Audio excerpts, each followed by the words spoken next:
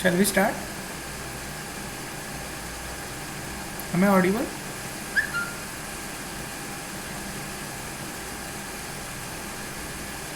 Am I audible to everyone?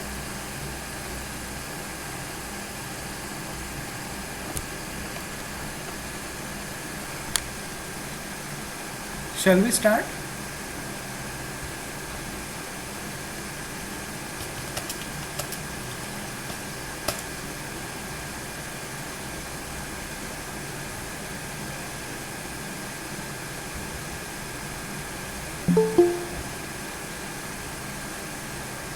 Am I audible?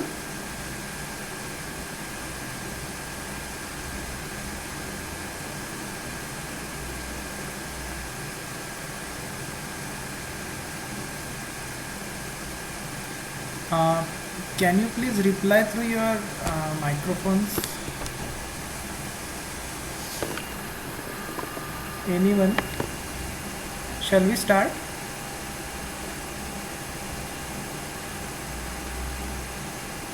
Am I audible?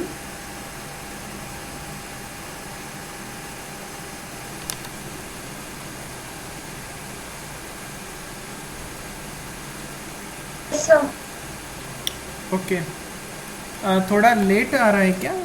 Sink में problem है क्या? आवाज़ clear आ रही है ना मेरी? Yes, sir. हाँ सर प्रॉपर्ली आते Okay, so I think we should start now.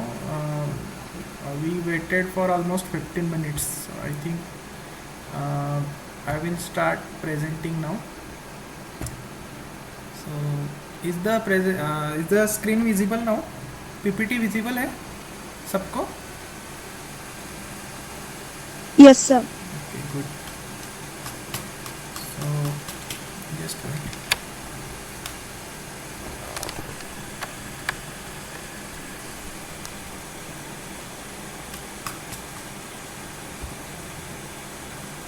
सो ये हम लोगों ने लास्ट लेक्चर में अबाउट सी हम लोगों ने डिस्कस किया था. सो मैं फिर से आपको नहीं बताऊंगा ये चीज़ क्योंकि ये थेरोटिकल कंसेप्ट है. ठीक है, तो ये हिस्ट्री वैसे भी हमारा जो नेटवर्क इशू आया था वो आफ्टर एट दिस स्लाइड हम थोड़ा यहाँ पर हमें थोड़ा नेटवर्क इशू आया था तो मैं यहीं से स्टार्ट करूँगा. ठीक है, तो हम लोगों ने ये तो चीज़ देखी थी कि प्रोग्राम जो है जो हम लिख रहे हैं सी प्रोग्राम जो है it is not a machine level language, right. So C is written in English. So basically ये कंप्यूटर्स को अंडरस्टैंडेबल कोड नहीं है. तो जो प्रोग्राम हम लिख रहे हैं सी में वो इंग्लिश रिटन है, that is human readable. But machine के लिए हम लिख रहे हैं code, so that code should be converted into the machine code. So for converting our C program into the machine language, we need the compiler. Okay, so what is the role of compiler? Role of compiler is to convert the high level language into the low level language. What is high level language? High level language is a type of language which is understandable by the humans, okay, and not by the machines. Low level language is a language which is understandable by the machines but not the humans. Humans को easily understandable नहीं है, that is the machine language. Machine language is in the form of zeros and ones. और high level language जो रहती है वो human readable language रहती है, यानी इंग्लिश अल्फ़ाबेट्स हो गए या हमारे हिंदी या मराठी की जो लैंग्वेज या जो भी हमारी मदर टंग है that is the high level language. और अगर हम कंप्यूटर्स या प्रोग्रामिंग वर्ल्ड में कहे तो C, C plus plus, Java, Python, all these are the high level language. So high level language directly machine readable नहीं रहती है, तो उसे मशीन रीडेबल बनाने के लिए हमें कंपाइलर की ज़रूरत होती है. तो कंपाइलर क्या करता है, इसका सोर्स कोड लेता है और उसे कंपाइल करता है और मशीन कोड जनरेट करता है. यहाँ तक समझ में आया आपके? यहाँ तक समझ में आया? Yes, sir. Okay Yes, sir. Okay good. So Yes, sir. अगर हम ये स्लाइड एक बार रीड आउट करें तो आपको और क्लियर समझ में आ जाएगा. A C program consist of a source code in one or more files. तो ज़रूरी नहीं है कि आपका जो सॉफ्टवेयर है उसमें सिर्फ एक ही प्रोग्राम रहे, उसमें मल्टीपल प्रोग्राम्स भी आप लिख सकते हो। तो डिपेंड करता है, या तो एक सिंगल प्रोग्राम रहेगा या तो मल्टीपल प्रोग्राम रहेंगे। तो जितने प्रोग्राम रहेंगे आप उतने डॉट सी की फाइल्स बनाओगे, राइट। ये भी हमने कल डिस्कस किया था कि सी का जो कोड है वो डॉट सी एक्सटेंशन से हम सेव करते हैं। जैसे आपने वर्ड फाइल अभी बनाई होगी लास्ट सेमेस्टर में, आपने डॉक्यूमेंटेशन किया था रूरल डेवलपमेंट का, राइट। तो आपने वर्ड पैड में कुछ बनाया था या कुछ पीपीटी स्लाइड्स बनाई थी, तो डॉट PPTX बनाया था या डॉट DOCX डॉक्स। तो ऐसे ही सी के प्रोग्राम जो होते हैं वो डॉट सी एक्सटेंशन से हम सेव करते हैं।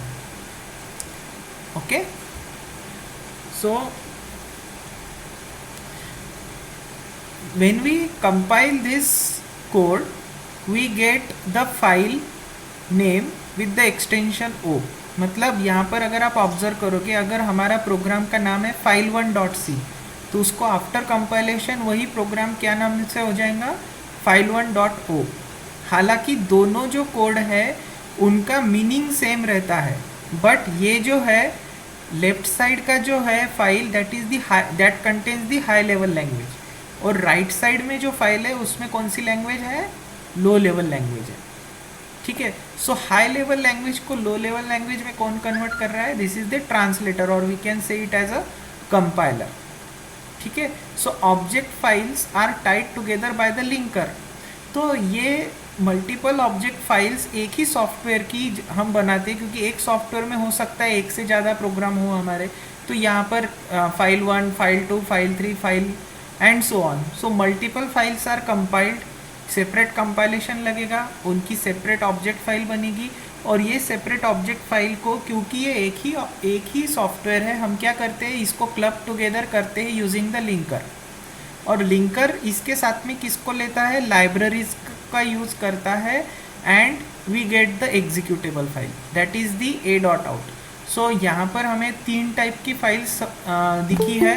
एक क्या है, डॉट सी एक्सटेंशन वाली, दूसरी कौन सी है, डॉट ओ एक्सटेंशन वाली, और तीसरी कौन सी है, डॉट आउट एक्सटेंशन वाली। डॉट सी एक्सटेंशन वाली फाइल जो है वो हमारा सी प्रोग्राम है, that is the high level code. Dot O extension वाली फाइल जो है that is our machine code. Okay, that is we can also call it as the object code. And a.out ये जो file है this is the executable code. So this is a final executable file of our C program. यहाँ तक समझ में आया आपके,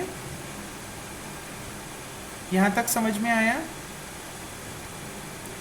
sir linker समझा दो एक बार। हाँ, लिंकर फिर से एक बार बताता हूँ।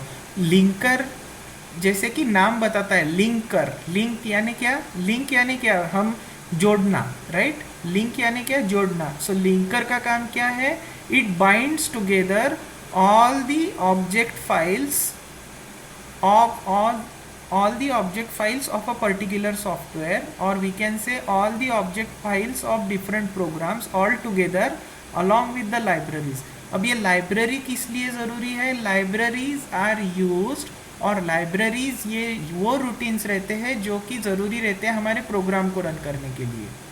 ठीक है, सो लाइब्रेरीज यानी जैसे DLL फाइल्स कुछ रहती है। आप लोगों ने अगर ऑपरेटिंग सिस्टम को आपके जो आपका माई कंप्यूटर जो रहता है, सी ड्राइव जो रहता है, उसके अंदर आपको कुछ DLL फाइल्स रहती है, .dll वाली, तो वो वाली कुछ लाइब्रेरीज लिंकर ऐड करता है। तो लिंकर का काम क्या है कि आपके अलग अलग ऑब्जेक्ट कोड को लिंक करने का काम रहता है। ठीक है, कंपाइलर का काम क्या रहता है, आपके हाई लेवल कोड को लो लेवल कोड में कन्वर्ट करने का काम रहता है। और लिंकर का काम क्या रहता है, अलग अलग फाइल्स को एक साथ लिंक करने का काम रहता है। तो ऐसा ज़रूरी नहीं है कि आपका प्रोग्राम रन करने के लिए सिर्फ एक ही फाइल का ज़रूरत हो। आपका प्रोग्राम रन करने के लिए मल्टीपल ऑब्जेक्ट फाइल्स अगर लगती हो, तो वो मल्टीपल ऑब्जेक्ट फाइल्स को एक साथ लिंक करके और उस कोड को रन करने के लिए अगर कुछ लाइब्रेरीज़ की ज़रूरत हो, तो वो लाइब्रेरीज़ को भी वो लिंक करता है और आपकी एग्जीक्यूटेबल फाइल बनाता है। तो आपका प्रोग्राम एग्जीक्यूटेबल बनाने के लिए सिर्फ आपका कोड की ज़रूरत नहीं रहती है, उसके साथ में उसको कुछ लाइब्रेरीज़ की भी ज़रूरत रहती है और हो सकता है कुछ अदर ऑब्जेक्ट फाइल्स की भी ज़रूरत हो। तो ये सबका जो ध्यान रखता है कि मुझे ये भी चाहिए, मुझे वो भी चाहिए, ये भी चाहिए, वो भी चाहिए, तो इन सबको जोड़ने का काम जो है वो लास्ट स्टेज में कौन करता है? लिंकर करता है। अभी क्लियर हो गया आपका लिंकर का कंसेप्ट? Yes sir. हाँ, तो ये हम लोगों ने लास्ट लेक्चर में ही देखा था कि क्विकर कंपाइलेशन ऑफ जब हम मॉडिफाई करते हैं प्रोग्राम को तब सिर्फ कुछ ही सोर्स कोड फाइल्स में हम मॉडिफिकेशन करते हैं एट ए टाइम। सो अलग अलग कंपाइलेशन में क्या होता है? Only the files that have been edited since last compilation need to be recompiled when rebuilding the program. इसका मतलब ये है कि हम अलग अलग सोर्स कोड जो है वो अलग अलग फाइल्स में लिख रहे हैं। तो लेटेस्ट से मुझे कुछ मॉडिफिकेशन करना पड़े इस पर्टिकुलर फाइल में, तो मुझे इस फाइल को कंपाइल करने की ज़रूरत है क्या फिर से? नहीं, मुझे जहाँ पर मॉडिफिकेशन हुआ मैं बस उसे ही कंपाइल करूँगा। So that saves the time for me. तो फॉर द फर्स्ट टाइम मुझे सारे के सारे फाइल्स को कंपाइल करना कंपलसरी है, but for next time onwards मैं सिर्फ वही फाइल्स को कंपाइल करूँगा जो फाइल्स मैंने मॉडिफाई की है। समझ में आया आपको? समझ में आया? Am I audible? Yes sir. Yes, sir. समझ में आया ना सेपरेट कंपाइलेशन का concept? Only those files that are modified, सिर्फ उन्हीं को मैं कंपाइल करता हूँ। ऑलरेडी कंपाइल्ड है और अगर आपने चेंजेस नहीं किए तो आपको फिर से कंपाइल करने की ज़रूरत नहीं होती है। आप कोड को कंपाइल तभी करते हो जब आपको उसमें अगर आपने मॉडिफिकेशन किया तो। Someone's microphone is on, please mute yourself. किसी का तो माइक्रोफोन ऑन है।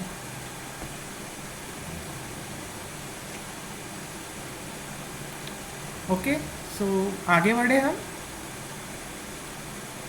शैल we move forward? Yes sir. Okay, so pre processor का कंसेप्ट भी हमने लास्ट लेक्चर में देख ही रहे थे। तो प्री प्रोसेसर किस लिए ज़रूरी रहता है कि कुछ प्री प्रोसेसर डायरेक्टिव्स हमारे प्रोग्राम में हम यूज़ करते हैं। तो directives start with the hash symbol. ये भी हम लोगों ने देखा था कि हमारे प्रोग्राम में, हमारा प्रोग्राम जब स्टार्ट होता है तो कुछ प्री डायरेक्टिव्स हम यूज़ करते हैं और प्री डायरेक्टिव्स जो है वो हैश सिंबल से स्टार्ट होते हैं। One of the example of pre processor directive is hash include. तो इसका मीनिंग क्या है कि हम प्री प्रोसेसर को बताते हैं कि before going for the compilation, directly आप कंपाइलेशन करने के पहले ये वाली फाइल को आप इंक्लूड करो। ठीक है, कौन सी फाइल? वो हम हैश इंक्लूड के बाद में जो एंगल ब्रैकेट में डिफाइन बताते हैं वो वाली फाइल हमें इंक्लूड करना होती है। तो फर्स्ट लाइन में कौन सी फाइल बता रहे हैं हम? stdio.h। अब ये .h भी एक एक्सटेंशन है। अभी तक कितने एक्सटेंशन देखे हमने? .c एक देखा, उसके बाद में .o देखा, उसके बाद में .out भी देखा, राइट? अभी .h एक्सटेंशन देखिए। .c एक एक्सटेंशन देखा हमने, इसमें क्या रहता है? सी प्रोग्राम रहता है। .o में क्या रहता है? ऑब्जेक्ट कोड रहता है। .out यानी हमारी एग्जीक्यूटेबल फाइल एंड .h यानी this is our header file. ठीक है, सो stdio.h के अंदर जो हमारे स्टैंडर्ड इनपुट आउटपुट फंक्शंस है उसको यूज़ करने के बारे में इंफॉर्मेशन है। For example printf is a standard output function which is used to display the message or to display the information on the monitor। ठीक है, एक printf नाम का फंक्शन है जो कि हमें जिसे हम आउटपुट फंक्शन कहते हैं। आउटपुट यानी क्या? That something we have to show to the user, right? So output हम कहाँ डिस्प्ले करते हैं? आउटपुट हम आउटपुट डिवाइस पर डिस्प्ले करते हैं। आउटपुट डिवाइस कौन सा है? हमारा स्क्रीन है। तो स्क्रीन पर डिस्प्ले करने के लिए सी प्रोग्राम में एक सेपरेट फंक्शन है दैट इज़ प्रिंटफ। तो वो किस तरह से डिस्प्ले करता है, क्या डिस्प्ले करता है, उसका अलग से डेफिनेशन हमें बार बार बताने की ज़रूरत नहीं है। उसकी सारी जो भी प्रोग्राम है प्रिंटफ फंक्शन का वो इस हेडर फाइल में ऑलरेडी डिफाइंड है, तो हमें फिर से अलग से printf फंक्शन लिखने की ज़रूरत नहीं है, हमें बस उसका यूज़ करना है। printf यानी हमें अगर कुछ मैसेज डिस्प्ले करना है तो हम डायरेक्टली printf लिखते हैं, printf के अंदर वो मैसेज लिखते हैं, ठीक है। तो that is the importance of this stdio.h file. ऐसे ही std lib एंड string.h ये हेडर फाइल्स के भी कुछ इम्पोर्टेंस है।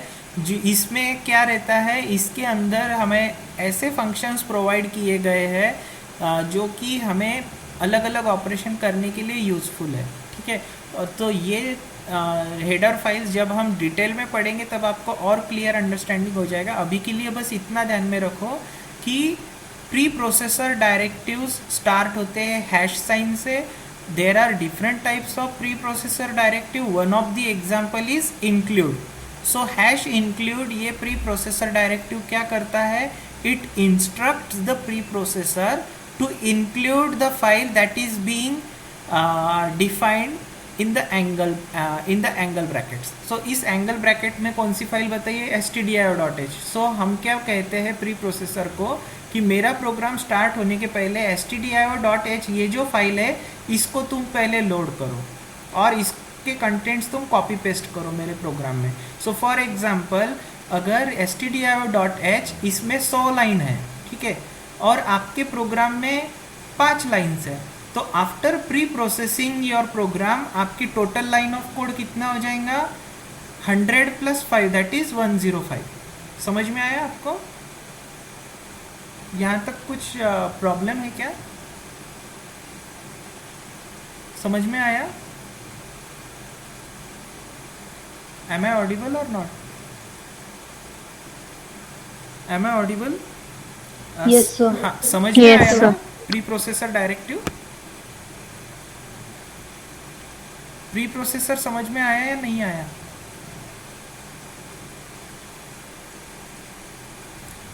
प्री प्रोसेसर समझ में आया सबको? Can you reply in the chat box अगर क्योंकि इट इज़ सर स्क्रीन नहीं दिख रही है। स्क्रीन सभी को नहीं दिख रही क्या? स्क्रीन दिख रही है मेरी? Yes, sir. Yes, sir. Okay, Swati has replied that screen is not visible. Swati Bhatkulkar, Swati Bhautekar has said that screen is not visible. अभी दिख रही है स्वाति आपको स्क्रीन?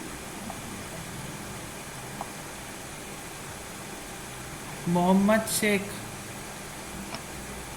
स्क्रीन नहीं दिख रही है क्या आपको? बाकी लोगों को दिख रही है screen?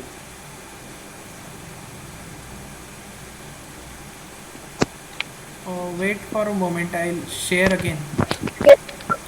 Some people are replying no, some people are replying yes. Just wait, I will share again.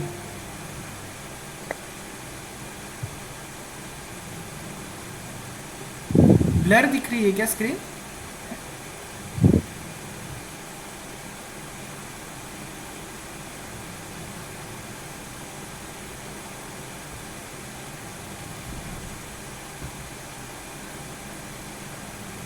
अब विजिबल है सबको स्क्रीन?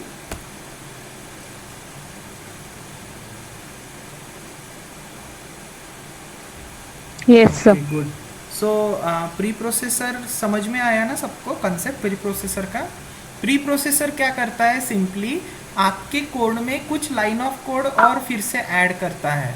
सो लेटेस्ट से प्री प्रोसेसर क्या करता है, प्री प्रोसेसर का एक ही काम है, it checks whether any line is starting with the hash, ठीक है।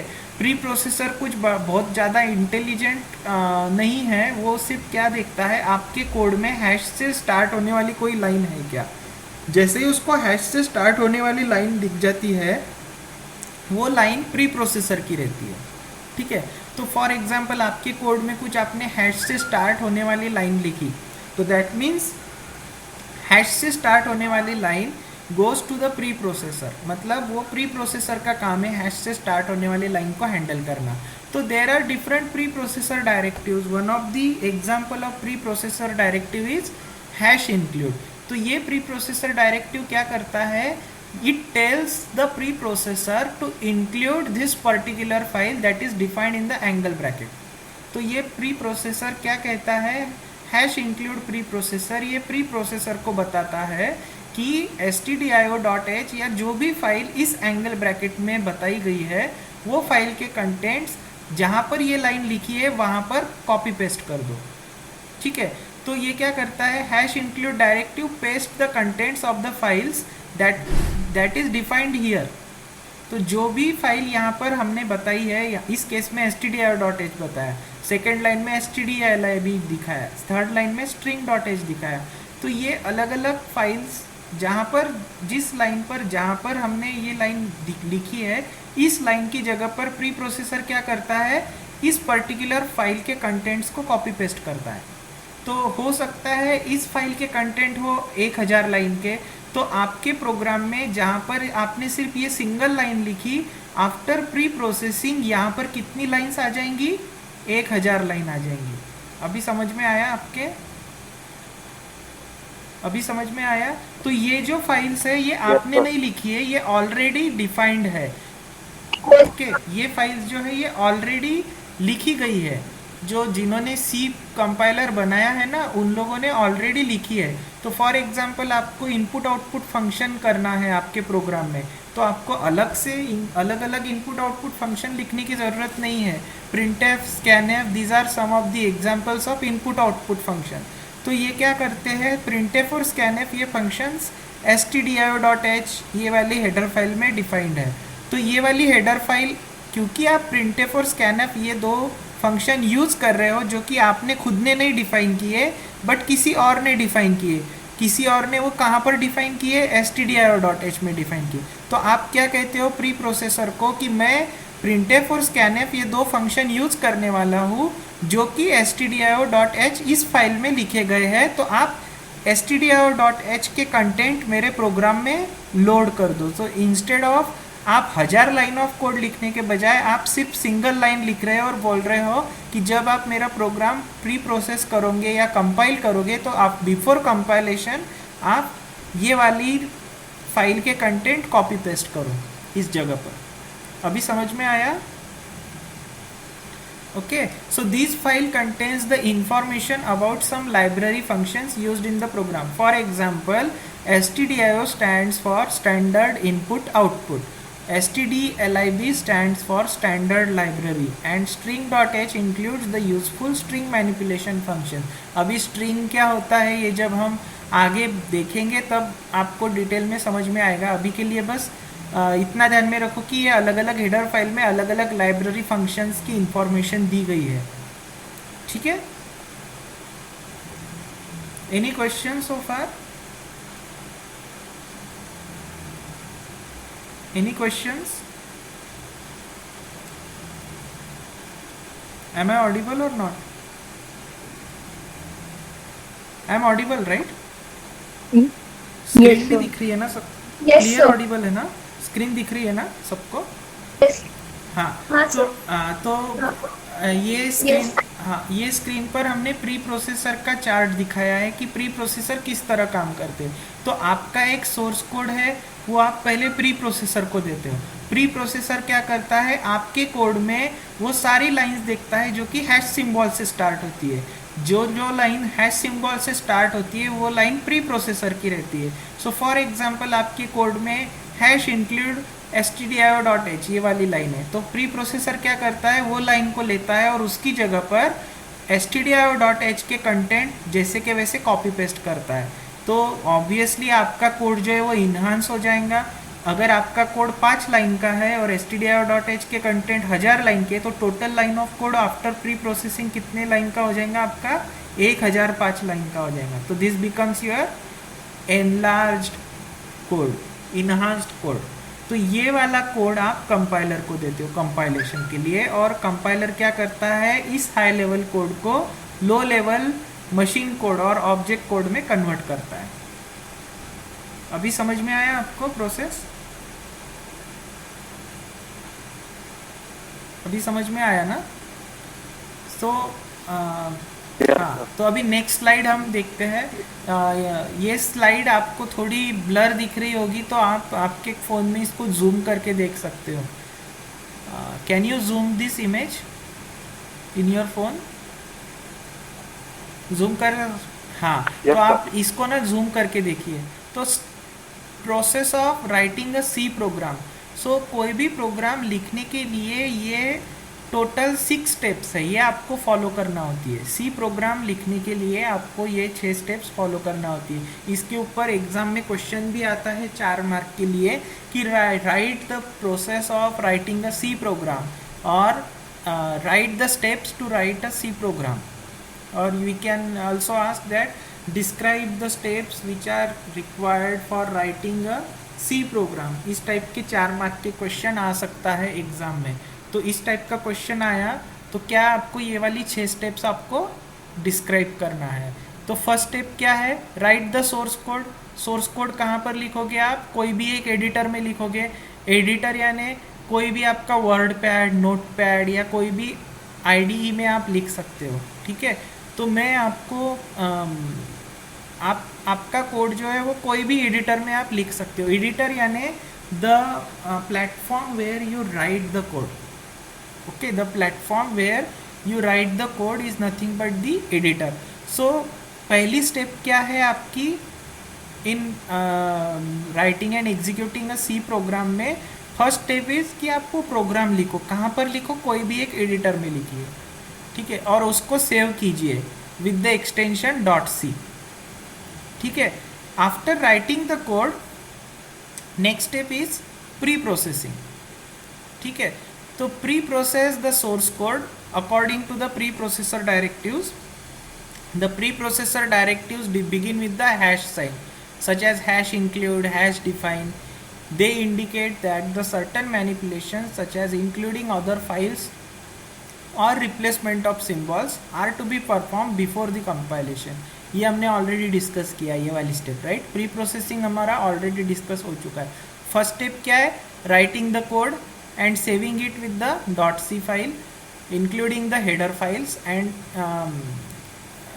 Including the header files. Second step क्या है हमारी? Pre processing. प्री प्रोसेसिंग में क्या होता है? It pre processor directives begin with the hash sign, ठीक है। और क्या करते हैं वो? They indicate that certain manipulations are to be done before the compilation. कौन से मैनिपुलेशन? आइदर कॉपी पेस्ट और रिप्लेसमेंट, ठीक है। तो depending on the different directives pre processor अलग अलग वे में एक्ट करता है। यहाँ तक समझ में आया? थर्ड स्टेप है हमारी कंपाइलेशन की। कंपाइलेशन में क्या करता है? We compile the pre processed source codes into the object codes, ठीक है। तो पहली स्टेप में क्या किया हमने? एडिटर में कोड राइट किया। सेकंड स्टेप में प्री प्रोसेसर क्या करता है? .c और .h फाइल को प्री प्रोसेस करके एक इन्हांस्ड कोड हमको देता है, और वो वाला कोड हम क्या करते हैं? कंपाइल करते हैं स्टेप 3 में। आफ्टर कंपाइलेशन हमें क्या मिलता है? ऑब्जेक्ट फाइल मिलती है, दैट इज दी .o, ठीक है, that is the object code, और we can also say it as a machine code. और अलग अलग ऑब्जेक्ट कोड्स को हम लिंक करते हैं along with the libraries, okay, using the .lib और .a और .dll, डिफरेंट स्टैटिक लाइब्रेरीज जो हमारे प्रोग्राम को रन करने के लिए लगने वाली है वो, और अलग अलग ऑब्जेक्ट कोड को लिंक कर क्या करता है? लिंक करता है। और उसके बाद में हम क्या करते हैं? एग्जीक्यूटेबल कोड जनरेट होता है। After linking we generate the executable code that is .exe।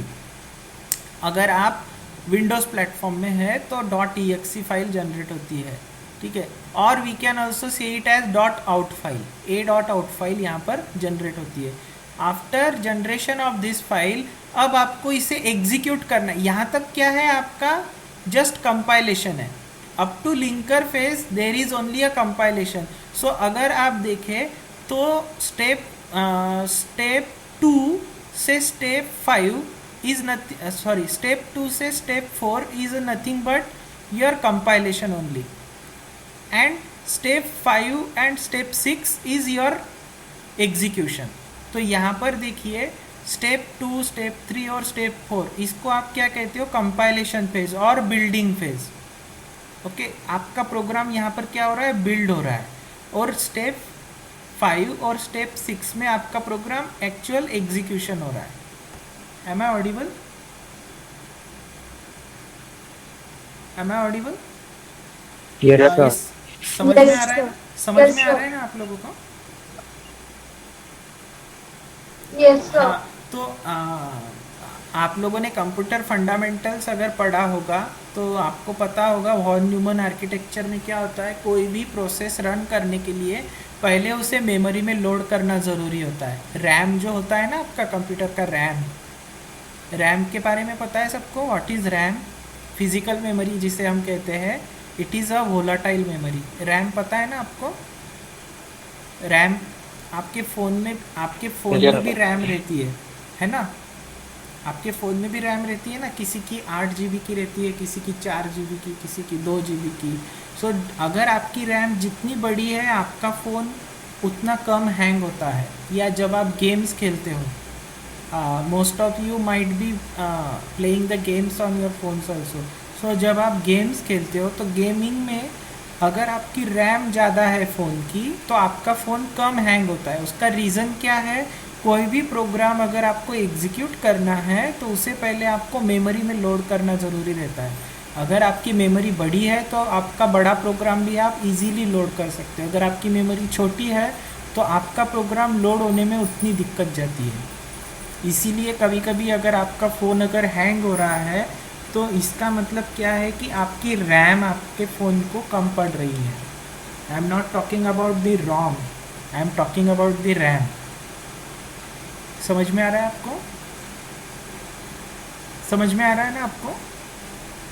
तो कोई भी प्रोग्राम अगर आपको एग्जीक्यूट करना है, कोई भी प्रोग्राम, तो before execution you have to load your program into the memory and this phase is done by the loader। तो loader का काम क्या है? loader loads the program on the main memory। linker का काम क्या है? linker links the different object files all together along with the static libraries। compiler का काम क्या है? compiler takes the pre-processed high level language code and converts it into the object code or a machine level language। Pre processor का काम क्या है? Pre processor takes the source code and pre processes it और converts और replaces the pre processor directives with the required file contents. तो pre processor क्या करता है? आपके सोर्स कोड में प्री प्रोसेसर डायरेक्टिव्स वाली लाइंस देखता है, जो लाइंस हैश से स्टार्ट होने वाली है, वो लाइंस की जगह पर वो देखता है कि ये कौन से टाइप का प्री प्रोसेसर है। अगर हैश इंक्लूड टाइप का है तो वो वाली फाइल को वहाँ पर इंक्लूड कर देता है। अगर हैश डिफाइन का है तो वहाँ पर उसकी जगह पर वो सिंबल को रिप्लेस करता है। तो ये प्री प्रोसेसर डायरेक्टिव्स भी हम सेपरेटली बाद में देखने वाले हैं। अभी के लिए बस इतना ध्यान में रखो कि प्री प्रोसेसर ये वाली जो स्टेप है ये कंपाइलेशन के पहले होना चाहिए, कंपाइलेशन लिंकिंग के पहले होना चाहिए और लिंकिंग लोडिंग के पहले होना चाहिए। और कोई भी प्रोग्राम आपको एग्जीक्यूट करने के पहले लोडिंग ज़रूरी है। लोडिंग कहाँ पर लोड करते हैं? हम मेन मेमोरी में लोड करते हैं, ठीक है। Once the program is loaded in the main memory using the loader, we go for the execution on the CPU। CPU is nothing but your ALU unit, arithmetic logical unit. यहाँ पर हम program को execute करते हैं। तो for execution of our program we need some input, we take the input, we process it using our program and gives the output. तो इस process में आपका इनपुट जो है वो आप डायरेक्टली CPU को देते हो और CPU जो प्रोसेसिंग करता है वो प्रोसेसिंग की इंस्ट्रक्शंस आपके प्रोग्राम के थ्रू CPU को मिलती है और उस इंस्ट्रक्शंस के थ्रू उस इनपुट के ऊपर हम प्रोसेस करते हैं और आउटपुट जनरेट करते हैं। समझ में आया आपको? समझ में आया आपको? एम आई ऑडिबल और नॉट? Yes, तो sir. Process of writing a program clear है सबको? प्रोग्राम क्यों लिखा जाता है? इनपुट आउटपुट का, इनपुट आउटपुट जो है आपके लास्ट स्टेप में आते हैं। आप इनपुट जो दे रहे हो वो इनपुट तो आउटर वर्ल्ड से दे रहे हो, और जो प्रोसेस हो रहा है वो प्रोसेस किसके अकॉर्डिंग हो रहा है, आपके प्रोग्राम में जो इंस्ट्रक्शंस है उसके अकॉर्डिंग हो रहा है। और वो इंस्ट्रक्शंस को मशीन लेवल लैंग्वेज में कन्वर्ट करने के लिए ऊपर की 4 स्टेप्स ज़रूरी है। स्टेप 2 से लेके तो स्टेप 4 तक की जो स्टेप्स है that are used for building your program और converting your high level code into the low level code and generating the executable file. Loading ये क्यों ज़रूरी है? लोडिंग इसलिए क्योंकि before execution your program should be loaded in your main memory.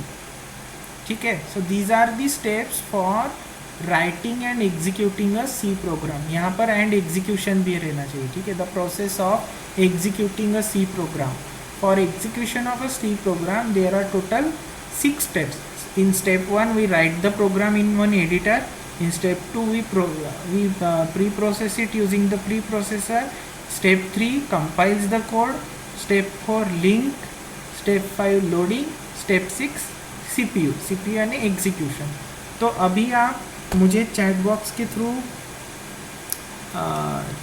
Through chat message can you reply कि आपको कौन see step नहीं समझी है। अगर नहीं समझिए तो I can explain it again. अगर आपको सभी समझ गया है तो you can reply me that everything you can proceed और समथिंग लाइक दैट। फिर सेकेंड स्टेप नहीं समझी है अनुराग, और बाकी लोगों को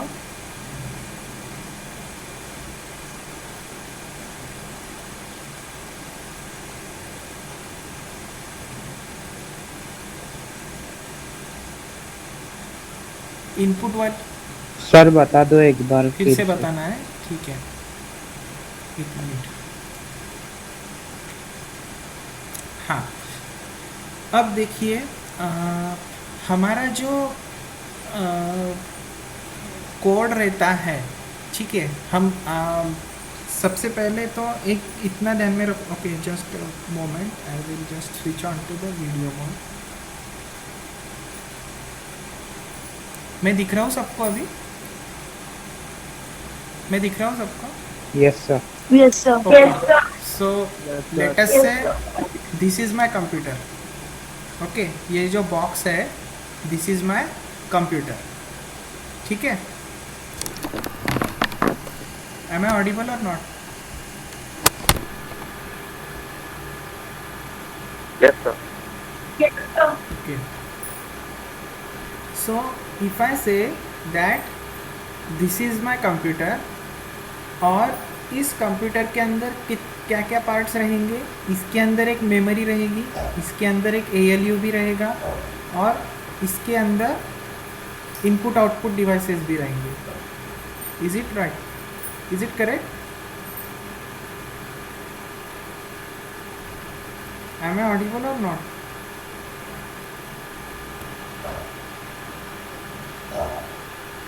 एम आई ऑडिबल?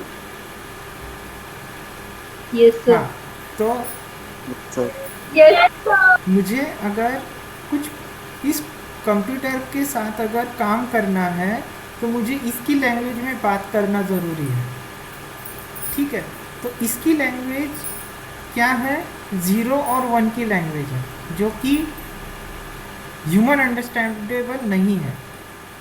ठीक है, 0s एंड 1s की लैंग्वेज सिर्फ मशीन अंडरस्टैंड कर सकती है।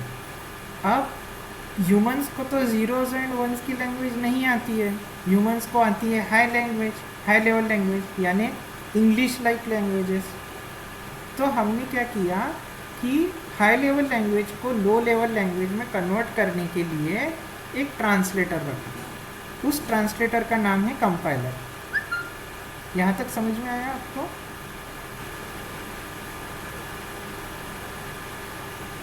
Yes sir. अब क्या करना है? Let us say that this hand represents my C program. Okay, this hand represents my C program. Just do it. This hand represents my C program. This is a high level code. Okay, this is a computer. Okay, so this is a computer, this is a C code, and this is what I want the output. ठीक है, तो मेरा जो programme है, ये programme को मुझे इसको एक सेट ऑफ इंस्ट्रक्शंस बनाना है, इसको इस डब्बे के अंदर डालना है, सो दैट मैं जो भी इनपुट दूंगा, वो इनपुट प्रोसेस होके मुझे आउटपुट मिले। समझ में आया अभी आप लोगों को? हाँ, मैं प्रोग्राम क्यों लिखता हूँ? Yes, sir. मैं प्रोग्राम इसलिए लिखता हूँ कि I want to instruct my computer. Okay, so अगर ये बॉक्स मेरा कंप्यूटर है तो इसकी लैंग्वेज में मुझे मेरा कोड को पहले कन्वर्ट करना होगा।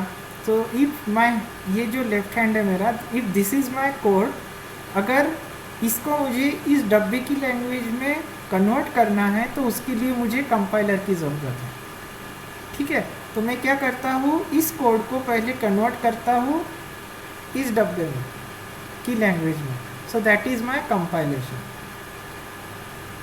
ठीक है, तो कंपाइलेशन के लिए क्या क्या ज़रूरी है, इस डब्बे की रिलेटेड जो भी लाइब्रेरीज़ है वो लाइब्रेरीज़ मुझे सबसे पहले ज़रूरी। तो कंपाइलेशन फेज़ में क्या होता है, आपके कोड में जो भी लैंग्वेज है वो जैसी की वैसी ट्रांसलेटर क्या करता है, इस डब्बे के लैंग्वेज में कन्वर्ट करता है। सो दिस इज़ द कंपाइलेशन। यहाँ तक समझ में आया आपको? So now this has become one process. Okay, so computer के अंदर ऐसे अलग अलग प्रोग्राम्स लिखे जाते हैं और मशीन लैंग्वेज में उसे कन्वर्ट किया जाता है। सो आपके कंप्यूटर के अंदर set of different programs run होते हैं। Am I audible or not? Yes, sir. हाँ, तो अभी हमें क्या करना है, हमने प्रोसेस तो लिख दी हमारे। अभी हमारा जो प्रोग्राम है, लेटेस्ट से मुझे एडिशन ऑफ नंबर्स का एक प्रोग्राम लिखना है। अब वो एडिशन ऑफ नंबर क्या होता है, sum is equal to A plus B, ये वाला इक्वेशन मैंने लिख दिया हाई लेवल लैंग्वेज में।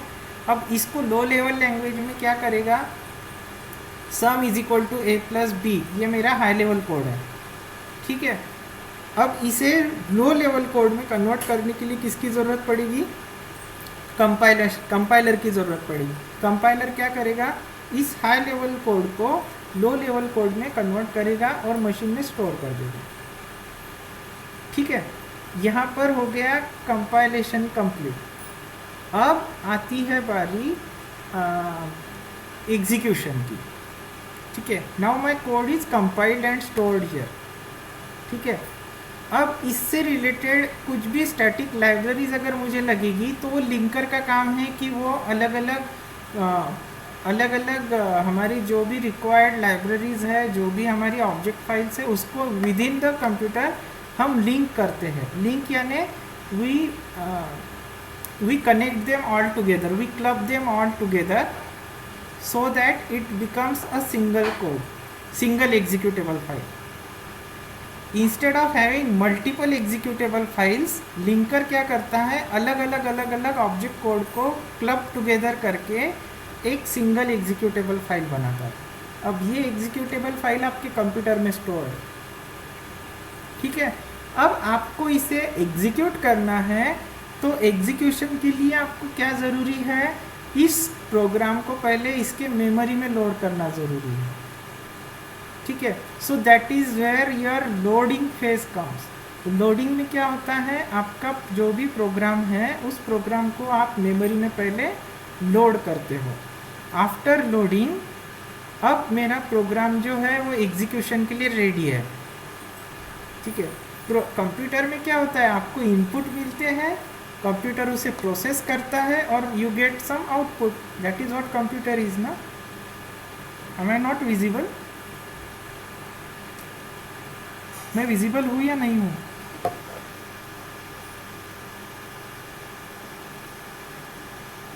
हाँ सर विजिबल हो। कुछ लोगों को बोल रहे हैं आई एम नॉट विजिबल।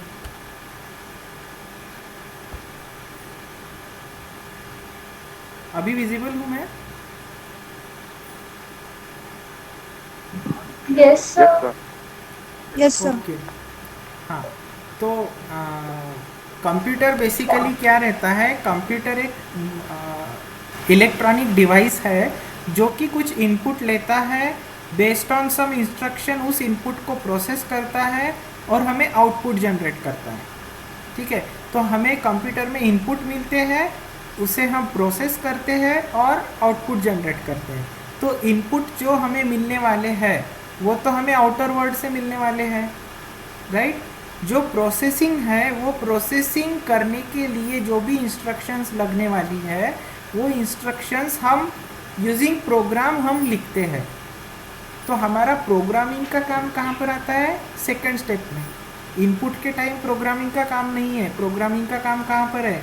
प्रोसेसिंग लिखने के लिए। तो जो हमें इनपुट मिलने वाला है उसके साथ क्या प्रोसेस करना है? तो फॉर एग्जांपल आपको इनपुट मिल रहा है स्टूडेंट के मार्क्स, तो आपको प्रोसेस करना है कि whether the student is passed or not. Am I not visible? Am I visible? Yes, sir. Shreyas not visible. Maybe it's a problem at your end because कुछ लोगों को तो मैं दिख रहा हूँ। ठीक है, so I hope I will switch to the slides so that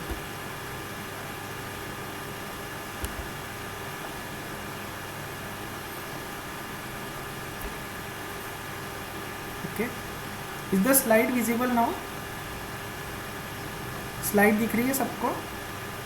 yes sir. हाँ, Yes, sir. तो यहाँ पर ये जो आपको अलग अलग ये जो डब्बे दिख रहे हैं ना, ये सारे डब्बे किस लिए यूज़ हो रहे हैं? फ्रॉम डब्बा 2 टू डब्बा 4। ये किस लिए यूज़ हो रहा है? आपके प्रोग्राम को मशीन लैंग्वेज में कन्वर्ट करने के लिए। तो मैंने जैसे कि आपको मेरे एग्जाम्पल के थ्रू बताया कि आई हैड अ बॉक्स। वो बॉक्स है मेरा कंप्यूटर। अब मेरे कंप्यूटर में जो मैंने प्रोग्राम लिखा है, जो मैंने हाथ से आपको बताया था, left hand, this is my left hand, okay. So ये लेफ्ट हैंड को मुझे मेरे बॉक्स में डालना है, तो मैं डायरेक्टली तो डाल नहीं सकता। So that for that I have to convert my code into the machine language. So for converting my machine language, for converting my high level code into the machine level language, मुझे मेरे programme को build करना होगा। So for building कौन सी steps use होती है? Pre processing, compilation and linker. Pre processor क्या करता है? प्री प्रोसेसर आपके कोड के अंदर जो भी हैश से स्टार्ट होने वाली लाइंस है, ठीक है, इस पे आप लोगों को ये थोड़ा डिफ़िकल्ट लग रहा है क्योंकि आप लोगों ने अभी तक सी का प्रोग्राम देखा नहीं है, ठीक है। So let me go to the C program template so that you will easily understand. ये है मेरा सी प्रोग्राम का टेम्पलेट, ठीक है। तो ये एक वेरी सिंपल प्रोग्राम है जो कि कुछ भी नहीं कर रहा है। ये डायरेक्टली मतलब एक ये वाला कोड अगर आप रन करोगे तो ये रन भी हो जाएगा, बट कुछ दिखेगा नहीं आपको इनपुट पे, ना ही ये स्क्रीन पर कुछ दिखेगा भी नहीं और ये कुछ इनपुट भी नहीं लेगा। क्यों? क्योंकि ये इनपुट आउटपुट आप कुछ ले ही नहीं रहे हो। तो यहाँ पर आपकी लाइन जो स्टार्ट हो रही है वो कैसे स्टार्ट हो रही है? /* ठीक है। सो ये जो है आपकी ये है कमेंट। सो ये आपने लिखा नहीं लिखा इससे कंपाइलर को कुछ फ़र्क नहीं पड़ता, ये आपके अंडरस्टैंडिंग के लिए। तो आप इसको लिख भी सकते हो, नहीं भी लिख सकते हो। It is this line is included to state the purpose of our program. तो आप इसको इंक्लूड करो मत करो कुछ इतना कंपलसरी नहीं है। तो आपका एक्चुअल प्रोग्राम जो है वो लाइन नंबर 4 से स्टार्ट हो रहा है। ये स्लाइड दिख रही है ना सबको? हाँ। तो जैसे कि आप अलग अलग लैंग्वेजेस आपने सीखी है, इंग्लिश सीखी है, हिंदी सीखी है, मराठी सीखी है। तो ये लैंग्वेज सीखने के लिए आपको कुछ रूल्स का आपने फॉलो किया है, उसे हम कहते हैं ग्रामर और व्याकरण। व्याकरण बोलते हैं ना ग्रामर। तो जैसे कि ग्रामर, ग्रामर यानी ग्रामर में क्या रहता है, grammar has a rules for understanding any language और for speaking any language we follow some rules, those rules are defined in a grammar. So ऐसे ही जो रूल्स है वो सी प्रोग्राम में भी है। तो अगर आपको कोई फाइल इंक्लूड करना है तो सी का ग्रामर ये कहता है कि you right this particular line hash include, और आपको जो लाइन इंक्लूड, जो फाइल इंक्लूड करना है, जो हेडर फाइल आपको इंक्लूड करना है वो आप इसमें लिखिए। तो ये है आपकी लाइन नंबर 1। तो ये है आपका सी का प्रोग्राम, और इसके अंदर आप देखिए इंग्लिश लाइक कोड है ना, INCLUD, ये इंग्लिश वर्ड्स है ना, इंग्लिश अल्फ़ाबेट्स है। तो हैश इंक्लूड stdio.h, उसके बाद में इंट मेन, उसके बाद में करली ब्रैकेट्स, रिटर्न 0। ये आपको अभी समझ में नहीं आया तो भी चले, मतलब इतना टेंशन मत लो, आपको अभी हम प्रोग्राम पे तरफ गए ही नहीं है। ये जस्ट आपके अंडरस्टैंडिंग के लिए मैं बता रहा हूँ कि हमारा प्रोग्राम का टेम्पलेट कुछ इस तरह रहेगा। ये लाइन्स हमारे प्रोग्राम में नॉर्मली रहेगी। तो फर्स्ट लाइन जो है हमारी, जो लाइन नंबर 4 है, वहाँ से हमारा प्रोग्राम स्टार्ट हो रहा है। तो फर्स्ट लाइन क्या है मेरी, हैश इंक्लूड stdio.h। क्योंकि ये लाइन हैश से स्टार्ट हो रही है, ये लाइन है मेरी प्री प्रोसेसर डायरेक्टिव। ठीक है, तो ये जब मेरा प्रोग्राम ये तो हाई लेवल लैंग्वेज में लिखा गया है, इसे मुझे अगर लो लेवल लैंग्वेज में कन्वर्ट करना है तो ऑब्वियसली मुझे कंपाइल करना पड़ेगा। सो बिफोर कंपाइलेशन मुझे क्या करना ज़रूरी है, प्री प्रोसेसिंग करना ज़रूरी है। तो प्री प्रोसेसर क्या करता है, इस कोड को लेता है और देखता है कि कोई लाइन हैश से स्टार्ट हो रही है क्या। अब लाइन नंबर 4 ये हैश से स्टार्ट हो रही है, तो वो इस लाइन को लेता है और इसकी जगह पर stdio.h ये वाली फाइल्स के कंटेंट कॉपी पेस्ट करता है। ठीक है, सो यहाँ पर आपका जो प्रोग्राम है ये लेटेस्ट से 10 लाइन ऑफ कोड है, टोटल 10 लाइन है आपके प्रोग्राम में, और हैश इंक्लूड stdio.h। सो stdio.h ये वाली फाइल में अगर 1000 लाइन्स है तो आपके टोटल लाइन्स कितनी हो जाएंगी, 1010 आफ्टर प्री प्रोसेसिंग। सो आपने यहाँ पर 1000 लाइन की जगह पर सिर्फ एक ही लाइन लिखी, क्या लिखी, हैश इंक्लूड stdio.h। तो ये सिंगल लाइन प्री प्रोसेसर क्या करेगा, इसकी जगह पर stdio.h के कंटेंट इस लाइन की जगह पर कॉपी पेस्ट करेगा। अगर इसके कंटेंट है 1000 लाइन के, तो यहाँ पर अगली 1000 लाइन पूरी stdio.h के कंटेंट कॉपी पेस्ट हो जाएंगे। और आपका नेक्स्ट लाइन जो है इंट मेन, जो कि 6 लाइन से स्टार्ट हो रहा है, वो आफ्टर 1000 लाइन्स यानी 1006 लाइन पर आपका इंट मेन स्टार्ट होगा। अभी समझ में आया आपको? सेकंड स्टेप समझ में आई अभी प्री प्रोसेसिंग की? Yes sir. हाँ, तो ये भी आपका हाई लेवल कोड ही है। फिर आप आफ्टर प्री प्रोसेसिंग ये जो इन्हांस्ड कोड है ये कंपाइलर के लिए देते हो आप फॉर कंपाइलिंग पर्पस। कंपाइलर क्या करता है, इस प्री प्रोसेस्ड कोड को लेता है और इसको ऑब्जेक्ट कोड में कन्वर्ट करता है, that is your machine code. ठीक है, और that ends with the .o file. ठीक है, तो ये अलग अलग प्रोग्राम्स जो है आपके, उसकी अलग अलग ऑब्जेक्ट फाइल बनेगी। सो आप to run a program if you need multiple .o files, linker का काम क्या है, वो सारी .o फाइल्स को क्लब टुगेदर करना, कलेक्ट करना, कंबाइन करना और उसको एक साथ स्टैटिक लाइब्रेरीज के साथ क्लब करके एक सिंगल .exe फाइल बनाना। ठीक है, सो लिंकर का काम क्या है, अलग अलग रिक्वायर्ड ऑब्जेक्ट फाइल्स को वो क्लब करके स्टैटिक लाइब्रेरीज के साथ में उसे लिंक करता है और .exe फाइल बनाता है। ठीक है, और you can say .out file. तो यहाँ तक हो गया लिंकर का काम। अब आपका ये हो गया आपका build phase. Step number 5 and step number 6 is your running phase. Running phase में क्या होता है, first you load the program in the memory and then you execute it on the CPU।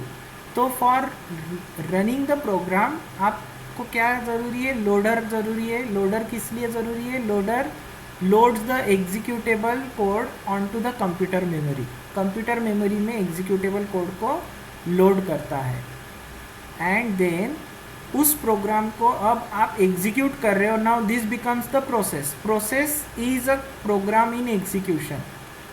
कि प्रोसेस क्या रहती है, process is program in execution. So CPU के अंदर आपका प्रोग्राम अभी प्रोसेस बन चुका है।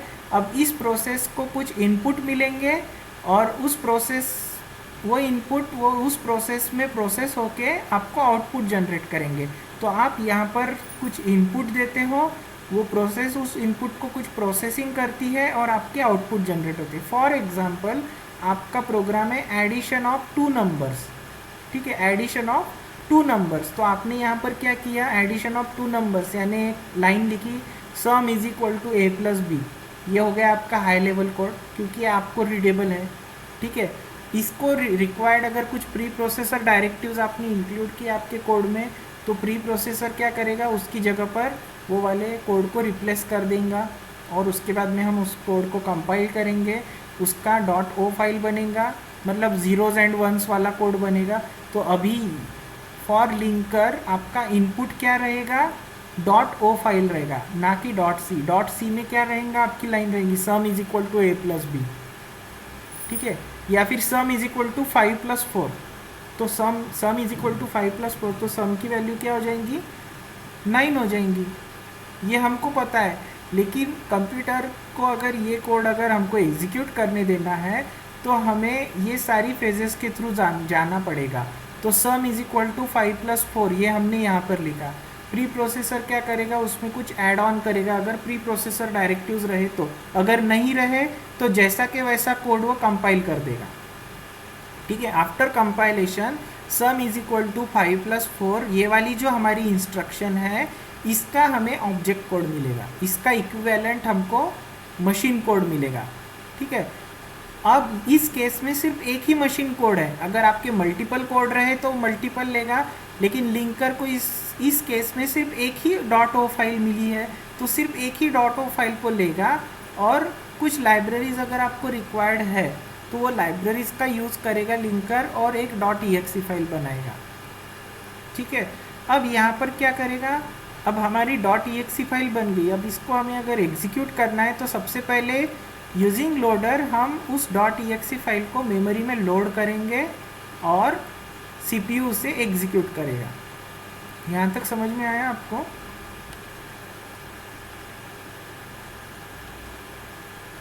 Am I audible?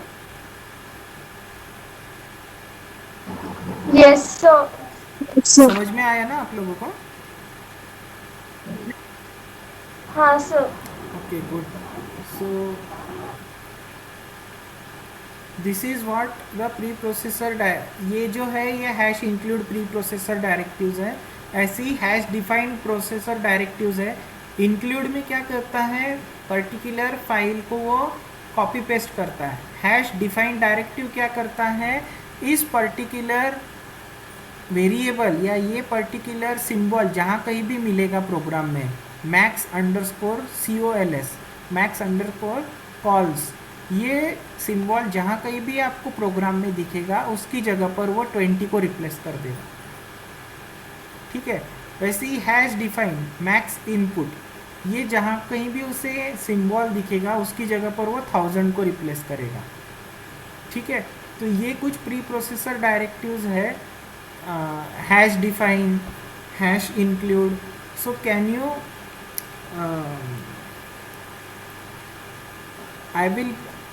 I will post one question in the chat box.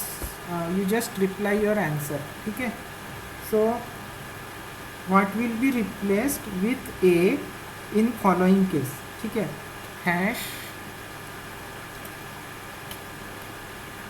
hash define a 752. सो इस केस में ए की जगह पर ये सिंबल जहाँ कहीं भी आएगा प्रोग्राम में उस जगह पर क्या रिप्लेस होगा, 752 ये वैल्यू रिप्लेस होगी। Very good. अब आप मुझे बताइए hash include, let us say abc.h, ये क्या करेगा, ये वाला डायरेक्टिव क्या करेगा, चैट बॉक्स में आप देखिए और मुझे रिप्लाई दीजिए, ये डायरेक्टिव क्या करेगा, हैश इंक्लूड abc.h। अगर ये डायरेक्टिव आया तो प्री प्रोसेसर इसकी जगह पर क्या करेगा,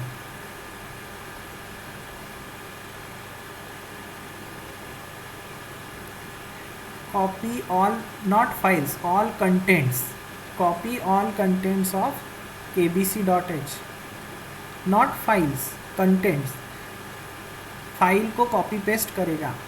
ओके, फाइल के जो कंटेंट्स है उसको कॉपी पेस्ट करेगा। कहाँ पर कॉपी पेस्ट करेगा, सिर्फ सबने लिखा कॉपी करेगा, कहाँ कॉपी करेगा, लेटेस्ट से ये वाली लाइन मेरी है लाइन नंबर 2 पर, तो आपके कंटेंट्स कहाँ कॉपी हो गए, आपके प्रोग्राम की लाइन नंबर 2 पर हो गए। ठीक है, फॉर एग्जांपल आपका टोटल वो है 10 लाइन का, ठीक, और abc.h ये लाइन, ये वाला प्रोग्राम है 10,000 लाइन का, तो टोटल लाइन ऑफ कोड कितना हो जाएगा after pre processing, after pre processing कितने लाइन ऑफ कोड हो जाएंगे। वेरी गुड, तो आई होप यू अंडरस्टूड। अब मुझे रिप्लाई दीजिए चैट बॉक्स में, मुझे आप रिप्लाई दीजिए चैट बॉक्स में, what is the output of linker, linker का क्या आउटपुट है, लिंकर का इनपुट कौन सा एक्सटेंशन है और लिंकर का आउटपुट क्या एक्सटेंशन है, बताइए। लिंकर का इनपुट कौन सा एक्सटेंशन है, लिंकर को कौन से एक्सटेंशन की फाइल आती है,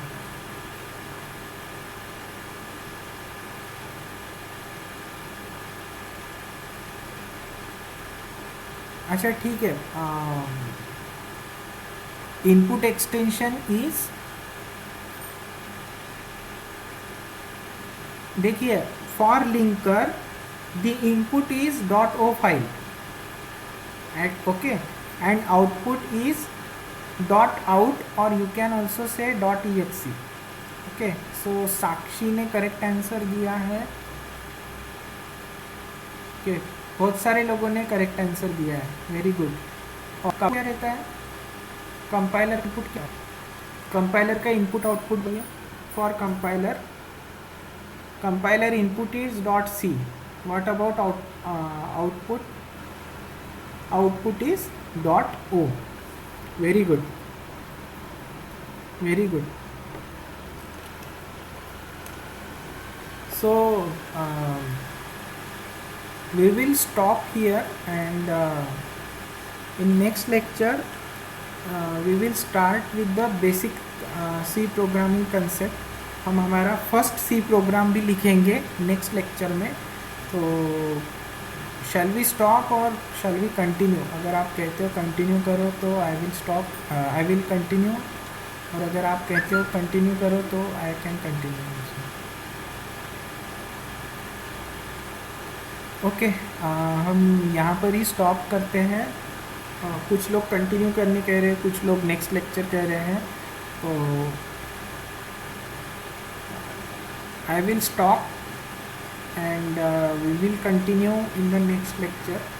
और प्लीज़ मुझे फीडबैक दीजिएगा, मैं आपको एक फीडबैक फॉर्म दूंगा, तो वो आपको गूगल फॉर्म फिल करना है, feedback form regarding this particular video sessions. आपको क्या लग रहा है आप प्लीज़ लिखिए उसमें, आप उसमें मराठी, हिंदी, इंग्लिश, जो भी लैंग्वेज में आप लिखना चाहते हो उस लैंग्वेज में आप मुझे फीडबैक दीजिए, क्योंकि it is required for my understanding whether you are getting the things और नॉट। ठीक है, मतलब ऐसा नहीं होना चाहिए कि बस नहीं मैं बोलते जा रहा हूँ, because I am not able to see you all guys. मैं आपको किसी को भी देख नहीं पा रहा हूँ, मैं बस अकेला ही लैपटॉप के सामने बैठ के बातें कर रहा हूँ। I am not able to capture anyone's expressions also. तो मुझे पता ही नहीं है कि कितने लोगों को मैं जो पढ़ा रहा हूँ वो समझ रहा है, कितनों को नहीं समझ रहा है। तो बेस्ट वे रहेगा कि आप अननोन बन के मुझे फीडबैक दीजिए। मैं ये नहीं कहता हूँ कि आपके नाम के साथ मुझे फीडबैक दीजिए। मैं एक फॉर्म दूंगा, उसमें आपको आपके कोई डिटेल्स नहीं फिल करने हैं, आपको सिंपली एक फीडबैक फील करना है कि आपको क्या लग रहा है, कौन कुछ सा कंसेप्ट समझ में आ रहे हैं क्या, स्पीडी है क्या, ये वो कुछ सिंपल सिंपल क्वेश्चन है, उसके आपको आंसर्स देने हैं। और प्लीज़ ऑनेस्टली दीजिएगा। अगर आपको अच्छा नहीं लग रहा है तो प्लीज़ लिखिए क्यों नहीं अच्छा लग रहा है, अगर अच्छा लग रहा है तो क्यों अच्छा लग रहा है, ये सारी चीज़ें आपको फीडबैक में लिखना है। ठीक है, thank you for joining me and we will continue in the next session. Sir actually notes आप किस फॉर्म में भेजोगे? Notes I will forward the PPTs whatever I am taking. Okay okay sir, thank you. Thank you. Thank you. Hello, am I audible? प्रेजेंटी के बारे में मुझे पूछा गया है, तो ये जो है वो आपके फीडबैक फॉर्म के थ्रू ही मैं लूँगा। आपको फीडबैक फॉर्म भी फिल करना है और एक प्रेजेंटी का भी गूगल फॉर्म में फ्लोट करूँगा, तो वो भी आपको फिल करना है। ठीक है, थैंक यू।